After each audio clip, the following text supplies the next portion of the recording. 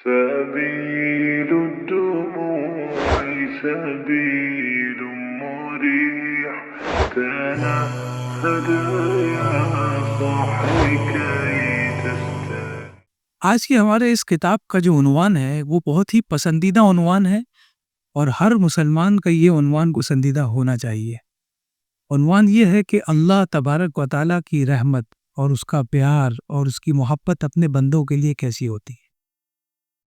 آج جو انسان رب تبارک و تعالیٰ کے احکام سے دور ہے یا اگر احکام کو ادا کر بھی رہا ہے تو اس میں لذت محسوس نہیں کرتا، اس کی سب سے بڑی وجہ یہ ہے کہ اسے اپنے رب کی رحمت اور اس کے پیار کا ذرا سے بھی اندازہ نہیں ہے۔ اگر اسے اندازہ ہو جائے تو وہ اپنی آنکھیں کھول لے گا عبادت کرنے کے وقت، وہ اپنے سارے کاموں کو بند کر دے گا عبادت کے وقت، اسے بولنا نہیں پڑے گا۔ لیکن مسئلہ یہ ہے کہ ہم اس چیز کا احساس نہیں کر پا گے۔ جب ہم چھوٹے تھے تو اپنے والدین سے کبھی کبھی کچھ باتوں پر جھگڑا کر لیتے تھے اور اختلاف ہمیشہ رہتا تھا کہ والد صاحب بات کو نہیں سمجھتے ہیں۔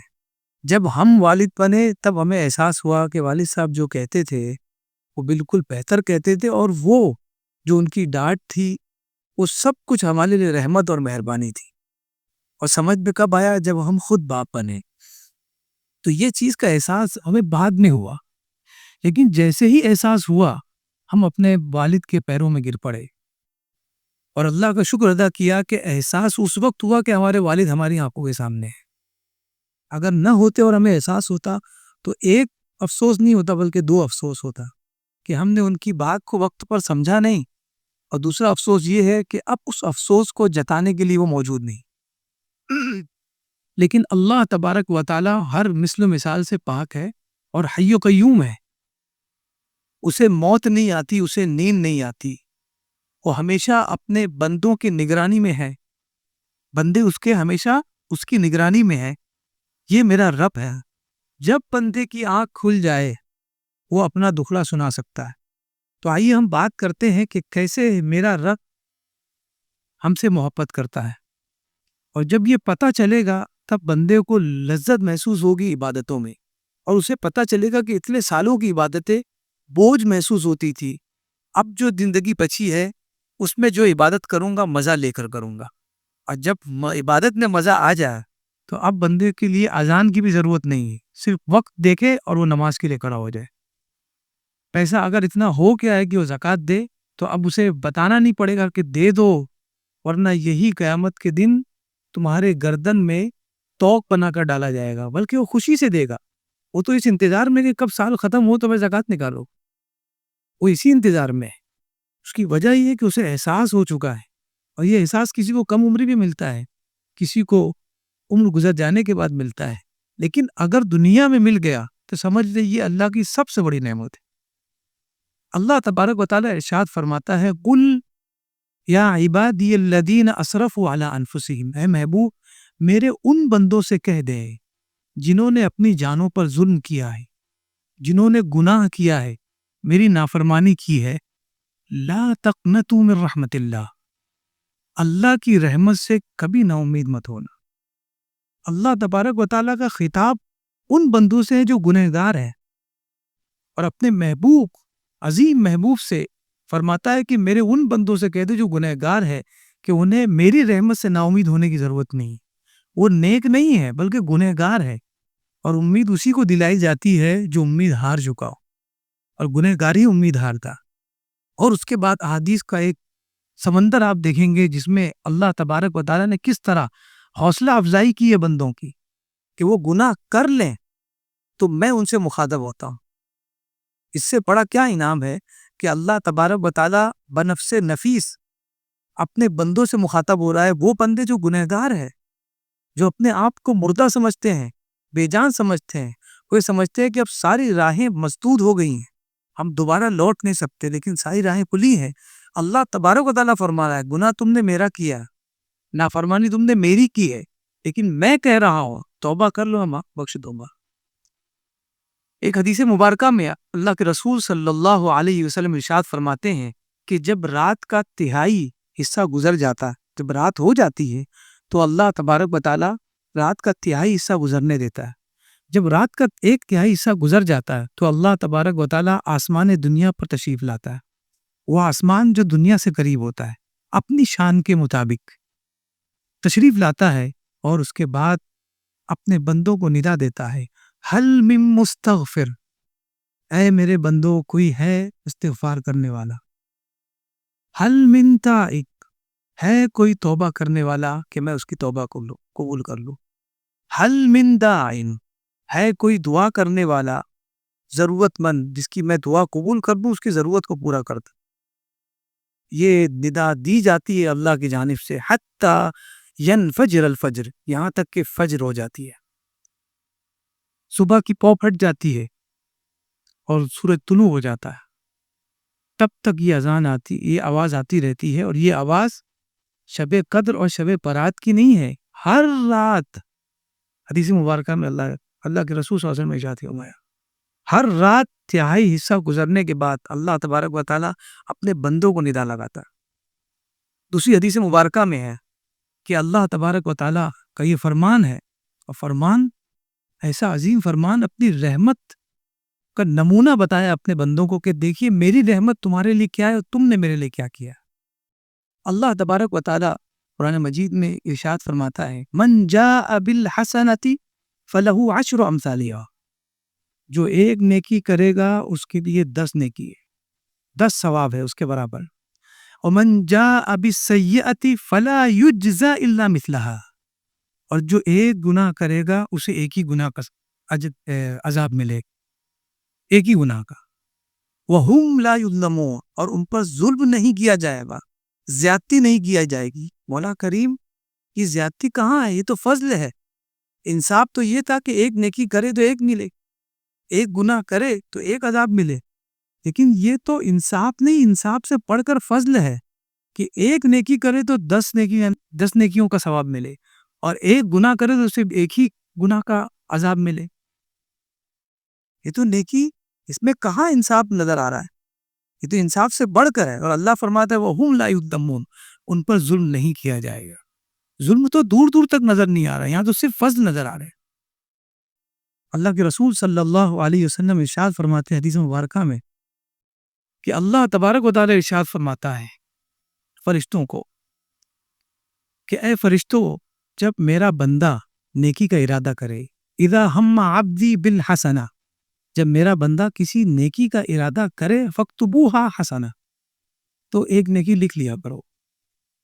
کیا نہیں ہے، صرف ارادہ کیا، اللہ کا حکم ہے نیکی لکھ لیا کرو. فَإِن فَعَلَهَا فَاكْتُبُوهَا 10، اور اگر وہ نیکی کا ارادہ کرے اور پھر وہ نیکی کو عمل پیرا بھی ہو جائے اور نیکی کو کر بھی لے، فَاكْتُبُوهَا 10، تو اسے 10 نیکیاں دو، لکھو اس کے اعمال میں 10 نیکیاں. اور پھر آگے فرمایا وَإِذَا هَمَّ عَبْدِي بِالسَّيِّئَةِ، اور جب میرا بندہ کسی گناہ کا ارادہ کرے، فَلَا تَكْتُبُوهَا، تو اس گناہ کو مت لکھنا.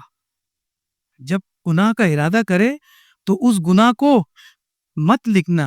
فَإِن فَعَلَهَا، اور اگر وہ گناہ کر بیٹھے اور وہ گناہ کو چھوڑ دے، فَإِن تَرَكَهَا، اس گناہ کا ارادہ تو کیا لیکن نہیں کیا، چھوڑ دیا، فرمایا فَاكْتُبُوهَا وَاحِدَةً، تو اسے ایک نیکی لکھ دو، اس کے نامہ اعمال میں ایک نیکی لکھ دو. یہ انصاف ہے کہ بندہ ایک نیکی کا ارادہ کرے تو نیکی لکھ دی جا رہی ہے ایک، لیکن اگر کرے تو 10 نیکیاں. اور فرمایا اگر برائی کا ارادہ کرے، گناہ کا ارادہ کرے، تو ایک بھی گناہ لکھنا نہیں جب تک وہ کرے نہ. اور اگر کرنے سے پہلے وہ ارادہ ترک کر دے اور نہ کرے تو ایک نیکی لکھ دو کہ اس نے گناہ نہیں کیا. کیوں نہیں کیا؟ میرے خوف سے. اور میں تو یہی چاہتا ہوں کہ میرا بندہ میرے خوف میں رہے، یہی اس سے بہت بڑی نیکی. جب بندے کو اپنے رب کا خوف مل جائے تو اس سے بڑی نیکی کیا ہے؟ اب عبادت کرنے کے لیے اس سے کس چیز کی ضرورت ہے؟ وہ اپنے رب کے قریب ہے. لیکن مسئلہ یہ ہے کہ ہم اپنے رب کی رحمت کا تھوڑا سا اندازہ نہیں کر پاتے، اس لیے کہ رب کی رحمت کا اندازہ کرنا یہ ہمارا کام ہے ہی نہیں. ہم کیسے سمجھ سکتے ہیں اس کی رحمت، اس کا اندازہ کیسے کر سکتے ہیں؟ لیکن کچھ تو ہم سمجھ سکتے ہیں کہ میرے رب کی رحمت کا یہ تھوڑا سا ایک منظر ہے، آگے کیا منظر ہوگا بروز قیامت. اور اس کے بعد ایک اور حدیث میں فرمایا گیا کہ وہ فرشتہ جو لیفٹ سائڈ میں ہوتا ہے یہ بندوں کے گناہ لکھتا ہے۔ اللہ تبارک و تعالیٰ کے حکم سے جب کوئی مسلمان بندہ گناہ کرتا ہے تو 6 گھنٹوں تک وہ اپنے قلم کو اٹھائے رکھتا ہے اور گناہ نہیں لکھتا۔ 6 گھنٹوں تک اٹھائے رکھتا ہے، گناہ نہیں لکھتا۔ 6 گھنٹے کا اس کو ٹائم دیا گیا۔